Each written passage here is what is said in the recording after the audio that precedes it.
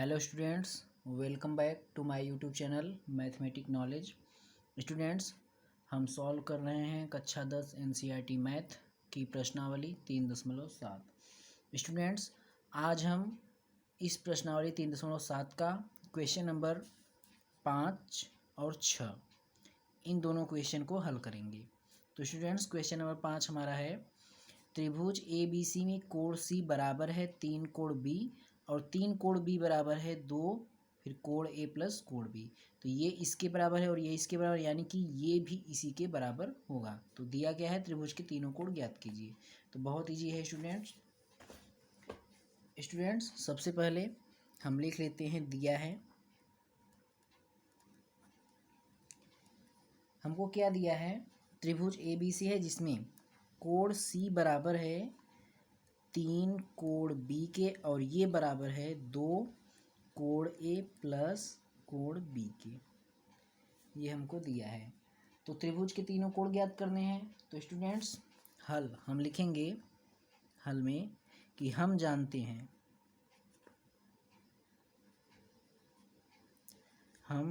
हैं कि क्या जानते हैं, त्रिभुज के तीनों कोणों का योग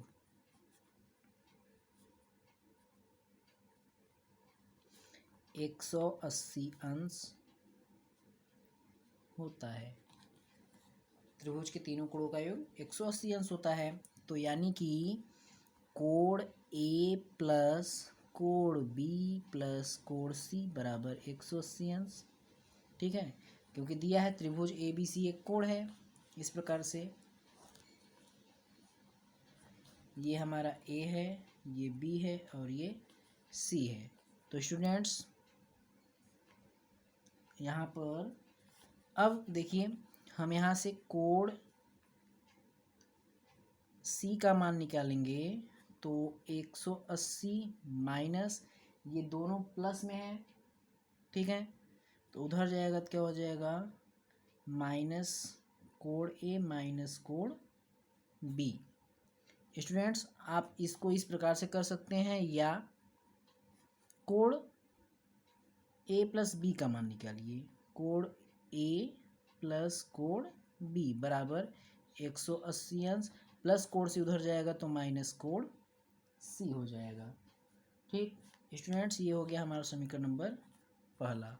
स्टूडेंट्स, अब स्टूडेंट्स, हमको कोण सी बराबर दिया है 2 कोण ए प्लस कोण बी। ठीक, तो स्टूडेंट कोण सी बराबर दिया है 2 कोण ए प्लस कोण बी। तो स्टूडेंट्स, हम इसका मान जो है समीकरण में रखेंगे 1 में। तो यहाँ पर देखिए स्टूडेंट्स, हमारा क्या है, कोण ए प्लस कोण बी बराबर है किसके, 180 माइनस कोण सी।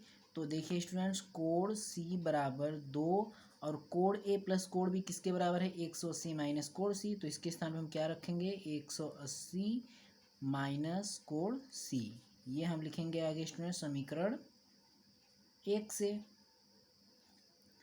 अब स्टूडेंट्स, क्या करना है, इसको सॉल्व करना है।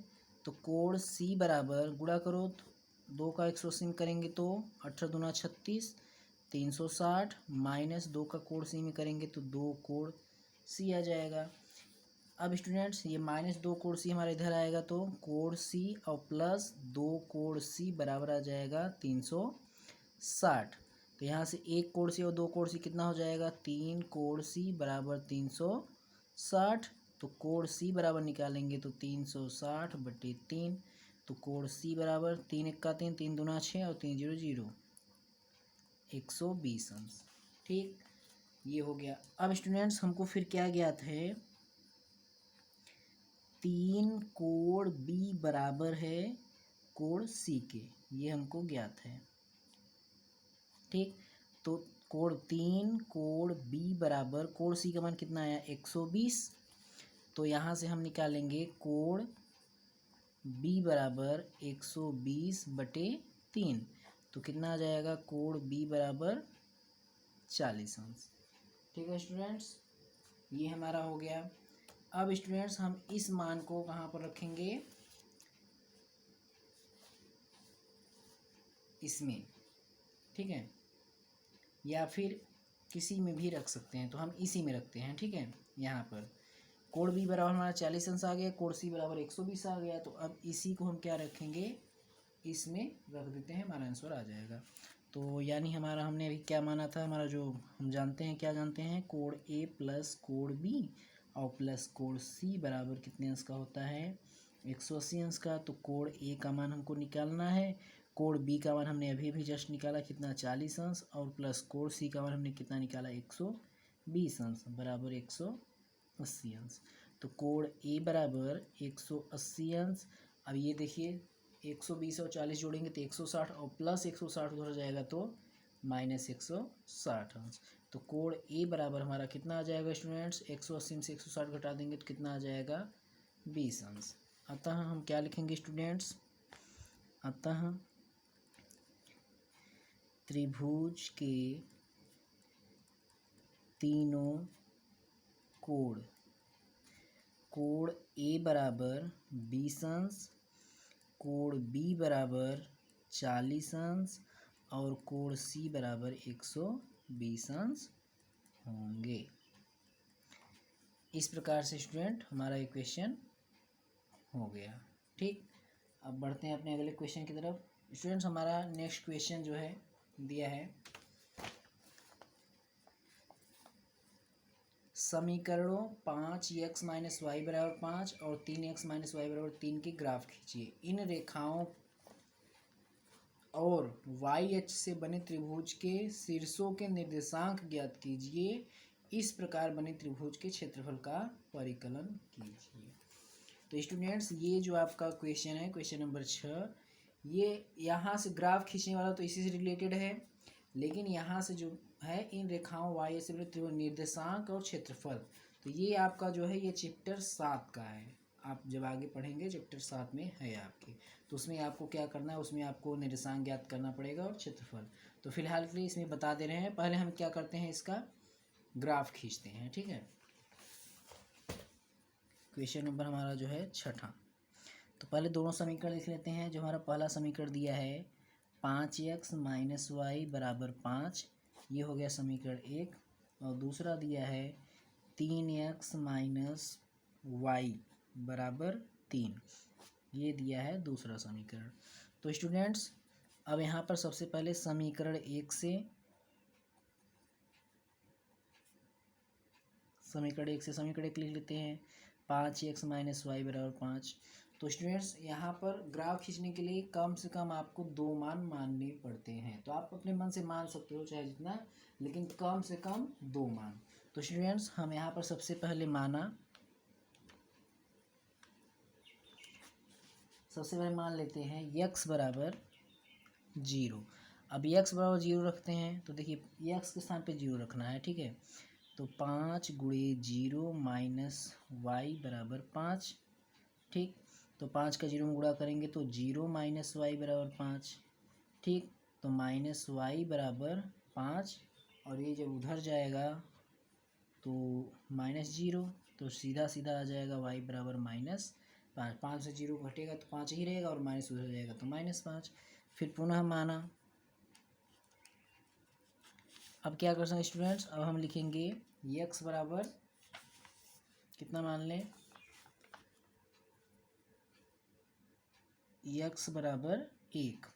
तो देखिए 5 गुणे 1 माइनस वाई बराबर 5, तो माइनस वाई बराबर 5, और 5 1 का 5, तो प्लस 5 उधर जाएगा तो -5, तो वाई बराबर कितना आ गया हमारा 0। ठीक, फिर अब क्या मान लें हम, x बराबर, अब x बराबर हम मान लेते हैं 2।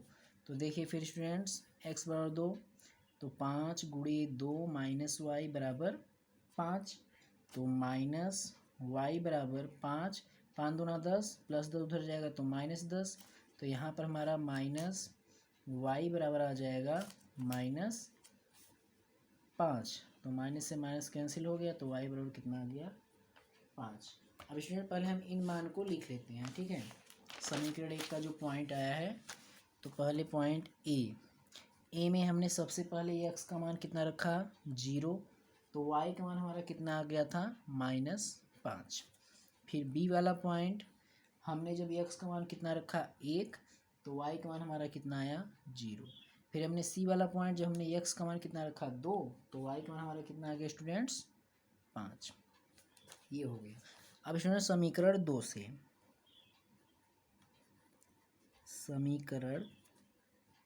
से अब समीकरण 2 से हम इसको सॉल्व करेंगे। तो समीकरण 2 पहले लिख लेते हैं। हमारा जो समीकरण दूसरा था, समीकरण 2 है 3x - y बराबर 3। तो लिख लेते हैं जो दिया है 3x - y बराबर 3। तो अब ये माना, फिर से माना x बराबर 0। तो देखिए 3 गुणे 0 - y बराबर 3। x के स्थान पर क्या रखना है 0। 3 का 0 में गुणा करेंगे 0, तो -y बराबर सीधा सीधा आ गया 3। तो जब यहाँ से y बराबर निकालेंगे तो आ जाएगा 3। फिर से माना, अब x बराबर फिर से 1 मानते हैं। तो फिर 3 गुणे क्या हो जाएगा 1 - y बराबर 3। तो -y बराबर कितना हो जाएगा स्टूडेंट्स हमारा, कितना हो जाएगा स्टूडेंट्स 3। 3 का 3 गुणा करेंगे तो 3 + 3 हो जाएगा तो -3। तो y बराबर हमारा कितना आ जाएगा 0। अब आगे बढ़ते हैं स्टूडेंट्स। फिर से अब यहाँ पर माना, अब x बराबर हम कितना लेंगे 2। तो देखिए स्टूडेंट्स 3 गुणे x के स्थान पे जो 2 रखेंगे तो -y बराबर 3। तो -y बराबर 3 और 3 दूना 6, तो +6 जब उधर जाएगा तो क्या हो जाएगा स्टूडेंट -6। तो -y बराबर 3 में से 6 घटाएंगे तो -3 आ जाएगा। माइनस से माइनस कैंसिल हो जाएगा हमारा।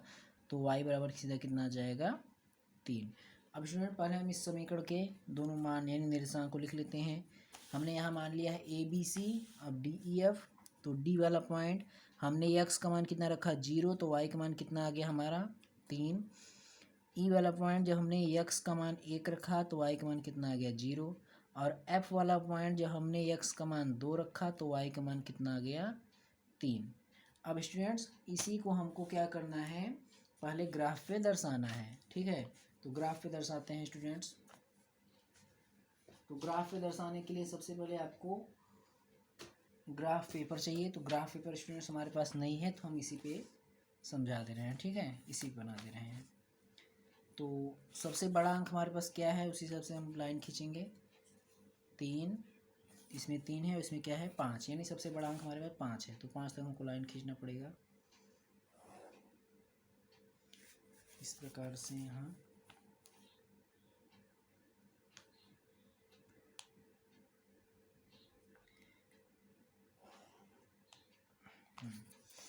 तो स्टूडेंट्स हमारा ये x अक्ष है और ये x डैश है, ये y है और ये y डैश है। तो यहाँ पर हमारा ये मूल बिंदु 0 होता है। ठीक है, अब हमको क्या करना है, पहले इसको हम बना लें स्टूडेंट्स। हमारा ये मुख्य अक्ष है। अब यहाँ पर हमारा हो जाएगा 1 2 3 4 5, इधर भी 1 2 3 4 5, लेकिन इस साइड माइनस में रहेगा, इधर भी प्लस। तो 1 2 3 4 5, इधर भी 1 2 3 4 5, नीचे भी माइनस रहेगा। ठीक, अब सबसे पहले हमको क्या दर्शाना है, ए वाला पॉइंट। ठीक है, ए वाला क्या है 0 - 5। तो x अक्ष पे 0, y अक्ष पे -5। तो x अक्ष पे 0 हमारा यही रहेगा, y अक्ष पे -5 हमारा यहाँ पर है। तो यहाँ पर आ जाएगा हमारा, ये हो जाएगा ए वाला पॉइंट 0 है और -5 है। अब इसके बाद हमारा बी वाला पॉइंट जो दर्शाना है 1 और 0। x अक्ष पे 1 रहेगा, y अक्ष पे 0। तो x अक्ष पे 1 तो हमारा हो गया। अब y अक्ष पे हमको 0 चाहिए, तो y अक्ष पे 0 हमारा ये वाला y अक्ष है। ठीक, x अक्ष पे हमको 1 जाना है। ठीक है, और y अक्ष पे 0, तो y अक्ष वाला हमारा यही है, तो यहीं पर रहेगा ना। ये हो जाएगा हमारा बी वाला पॉइंट 0 और x अक्ष पे 1, y अक्ष पे 0। अब इस प्रकार से हमको सी वाला पॉइंट दो और माइनस एक्स अक्ष पे 2 वाई अक्ष पे 5, तो एक्स अक्ष पे 2 हमारा है, वाई अक्ष पे कितना जाना है हमको 5, तो +5 जाएंगे तो यहाँ पे सीधा जस्ट इसके ऊपर यहाँ पर ये वाला हमारा पॉइंट हो गया यहाँ पे, ये हो गया हमारा सी वाला पॉइंट। यक्स अक्ष पे कितना हो गया हमारा 2 और वाई अक्ष पे कितना हो गया 5। ठीक, अब इसको क्या करना है स्टूडेंट्स, मिला देना है। ठीक स्टूडेंट्स, अब हम इसको मिला देते हैं, तो इस प्रकार से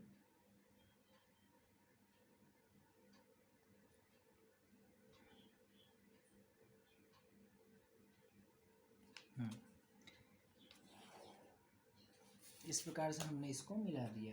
और ये जो समीकरण था, हम इस समीकरण को लिख दें, हमारा पहला समीकरण था, तो पहला समीकरण क्या था, क्या हमारा 5x - y = 5। तो लिख देते हैं हम यहाँ पर इस समीकरण 5x - y = 5, ये था। अब दूसरा वाला भी दर्शाना है, x अक्ष पे 0 y अक्ष पे 3, तो x अक्ष पे 0 y अक्ष पे 3 जाना है, तो y अक्ष पे 3 हमारा +3 यहाँ पर है और x अक्ष पे 0, ठीक है ना, x अक्ष पे 0 यही रहेगा और y अक्ष पे 3।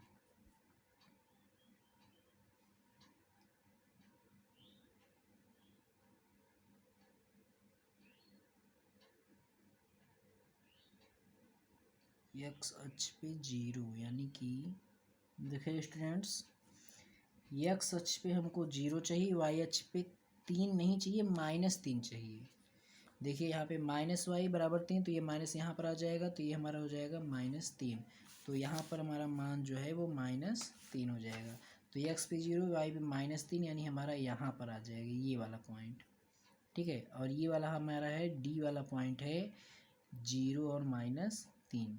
ठीक, अब स्टूडेंट्स x अक्ष पे 1 y अक्ष पे 0, तो x अक्ष पे +1 यहाँ पर है, y अक्ष पे हमको कितना चाहिए 0, तो स्टूडेंट्स y अक्ष पे हमको 0 चाहिए, तो y अक्ष पे हमारा 0 कहाँ पर है स्टूडेंट्स, y अक्ष पे 0। ठीक, x अक्ष पे यहाँ पर हो गया, तो y अक्ष पे 0 चाहिए, तो y अक्ष हमारा यही है, तो हमारा यही वाला पॉइंट रहेगा। ठीक,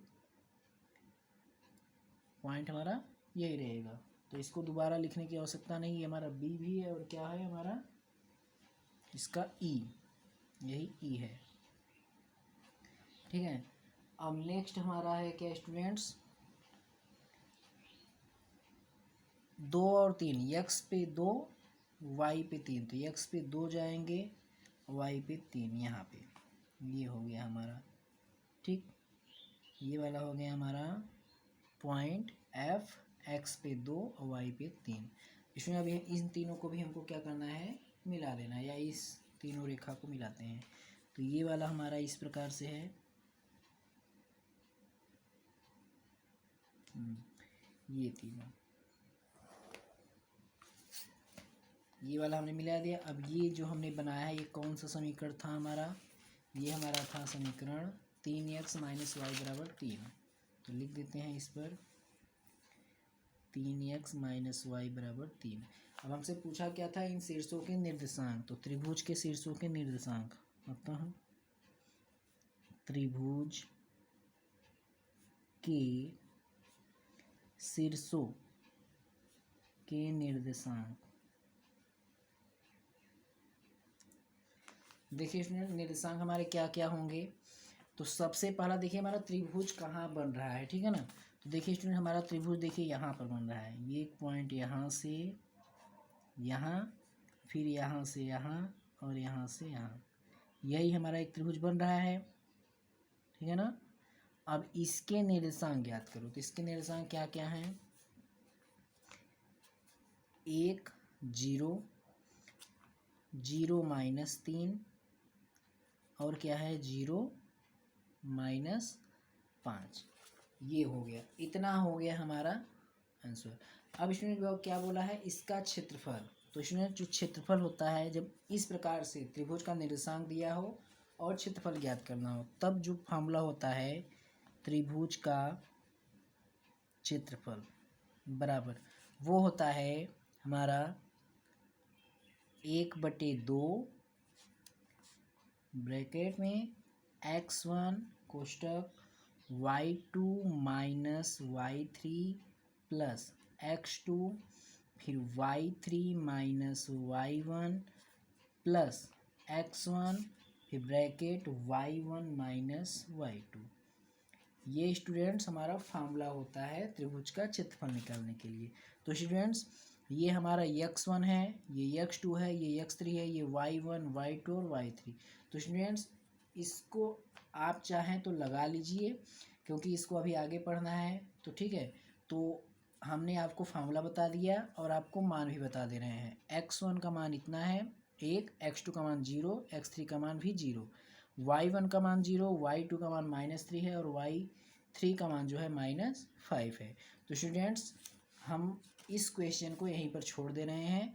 आपको हमने फार्मूला बता दिया, मान बता दिया, आप इसको सॉल्व करके हमें कमेंट करके बताइए कि इसका आंसर जो है वो क्या आएगा। तो स्टूडेंट्स मिलते हैं अगले वीडियो में, और आपको अगर कुछ समझ में नहीं आया होगा तो इसको दोबारा देखिएगा। तब तक अच्छे से पढ़ते रहिए। Thank you.